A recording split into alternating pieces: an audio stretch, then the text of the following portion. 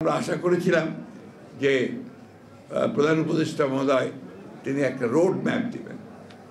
সেই রোড ম্যাপটা আমরা কিন্তু ফর ট্রানজিশন টু ডেমোক্রেসি এটা আমরা কিন্তু ওনার বক্তব্যের মধ্যে পাইনি। রিফর্মসের কথা বলেছেন, সেই রিফর্মসগুলো কোন কোন বিষয়ে কোনটা রিফর্মস, তবে সেগুলো কিছু কিছু তিনি আভাস দিয়েছেন। আমি জানি এত অল্প সময় সবই সম্ভব না, কিন্তু সেগুলো সম্পর্কে একটা ধারণা থাকলে তাহলে আমরা আরও বেশি করে আপনার একটা মানে ধারণা করতে পারতাম যে ঘটনা আসলে ভালোর দিকে যাচ্ছে।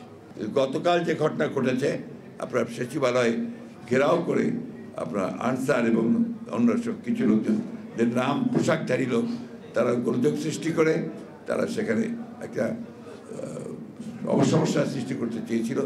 ছাত্ররা সেটাকে নস্যাৎ করে দিয়েছে, কিন্তু এটা কিন্তু অশনি সংকেত, এটা ভালো লক্ষণ নয়।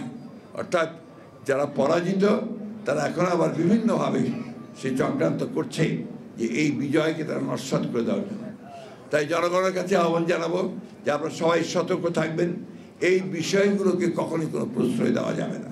কিন্তু এইভাবে ঘেরাও করে সচিবালয়ে ঘেরাও করে বাধ্য করে কোনো কিছু আদায় করার চেষ্টা এই মুহূর্তে করবেন না, জনগণ সেটাকে ভালো চোখে দেখবে না।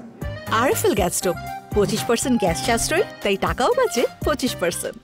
আমরা এই প্রশাসনে এখনো সেই সমস্ত ব্যক্তিদের দেখতে পাচ্ছি যারা এই ফ্যাসিবাদী সরকারকে মদত দিয়েছে, তাদেরকে সাহায্য করেছে এবং তাদের এই হত্যাকাণ্ডের সঙ্গে তারা জড়িত দিয়েছে। তাদের চেহারা আমরা আর দেখতে চাই না। আবারও বলছি, দয়া করে অতি দ্রুত এদেরকে অপসারিত করে যারা দেশপ্রেমিক, যারা আপনার কাজ করতে চায়, যাদেরকে বঞ্চিত করা হয়েছে, তাদেরকে নিয়ে এসে সেই প্রশাসন চালানোর ব্যবস্থা করুন। অন্যথায় এটার জন্য কিন্তু জাতি আপনাদেরকে ক্ষমা করবে না।